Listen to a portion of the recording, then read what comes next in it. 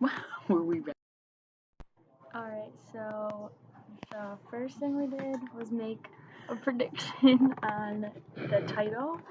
And it's the story of an hour, so I figured like something crazy happened like just in this hour.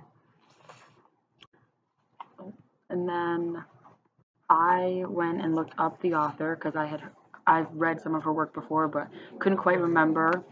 So I found out that she was a U.S. author of short stories and novels, mostly short stories, and that she is now seen to have been a forerunner to later feminist authors. So she like started the whole feminist ideas, but like before its time.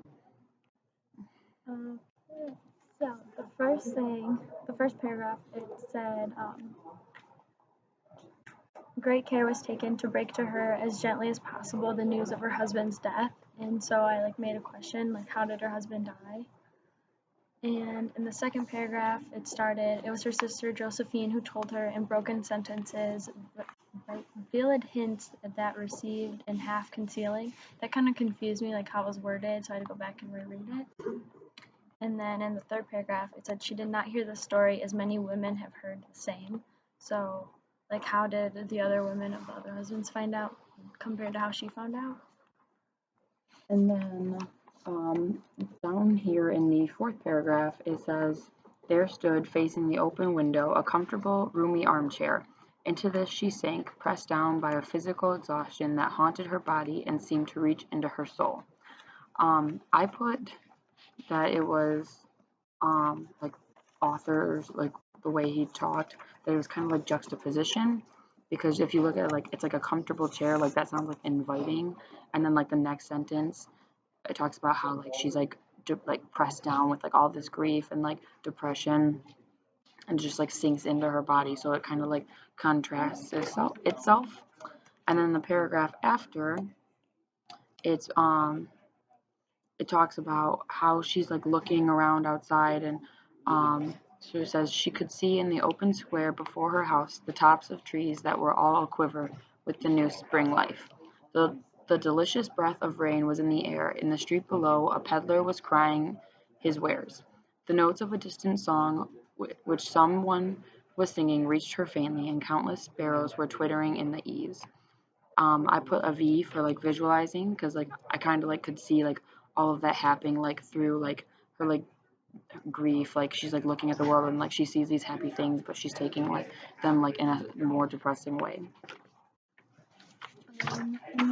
On the next page, it says she sat with her head thrown back upon the cushion of a chair, quite motionless, except when a sob came up into her throat and shook her as a child who cries itself to sleep continues to sob in its dreams. I used a V for visualization because I can see her like in that chair and just like not knowing how to react to all of this and just crying. And then in the next paragraph it says, but now that there were a dull stare in her eyes, whose gaze was fixed away off yonder on one of those patches of blue sky, it was not a glance of reflection, but rather indication of suspension of intellectual thought. I thought she was like coming to a realization of what's happening, like that her husband's actually gone, and how she feels about it. And then down a little farther in the next paragraph, I put a question mark because I was confused because it says that there's something like creeping out of the sky and reaching towards her through the sounds, the sense, the color that filled the air. Um, and so I put like, is she feeling grief come upon her, or does this have to do with like her heart condition? Like, is it something like affecting her physically, or is it emotionally that's coming upon her? And then the next paragraph didn't really clear that up for me yet because it just says that that the thing was beginning to possess her and that she was like trying to beat it back with everything in her. So I was a little confused about that. In the next paragraph, she said it over and over under her breath, free, free, free, and vacant stare as the look of the terror had followed it went from her eyes. So I made an inference that she feels like more free now that like her husband's gone.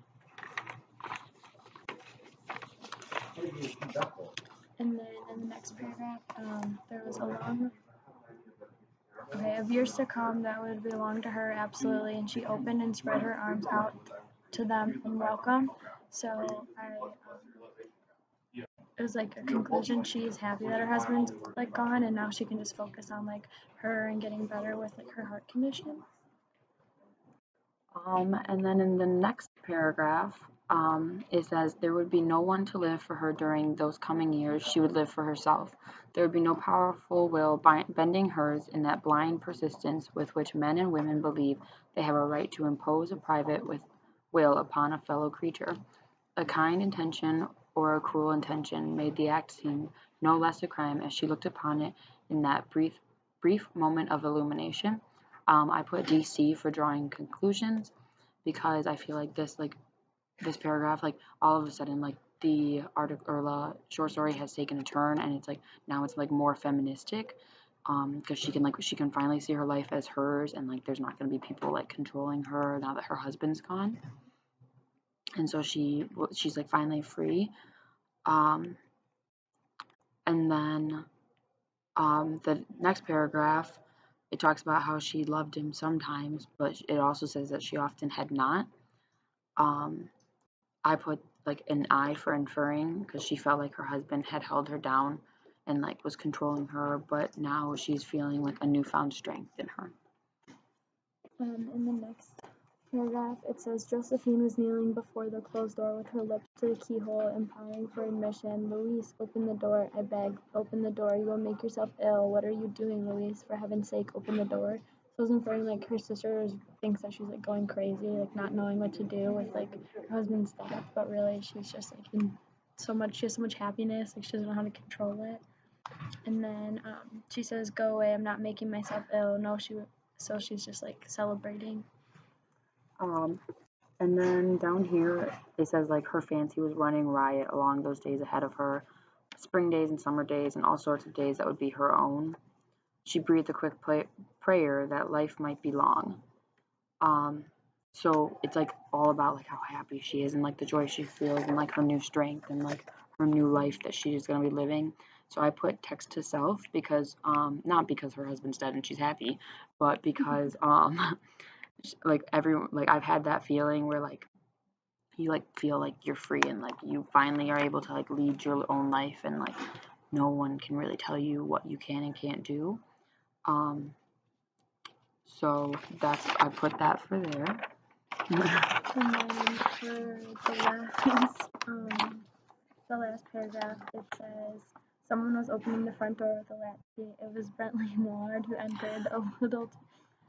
So it's like her husband actually didn't die, and he's coming in, so that was like a surprise. And then it goes like to the last thing. It says, but Richards was too late when the doctors came, said she had died of heart disease, of joy that kills. So she was like she was so surprised that her husband came back, it like killed her. And then But they all think that she died of happiness. So that's it. Thanks.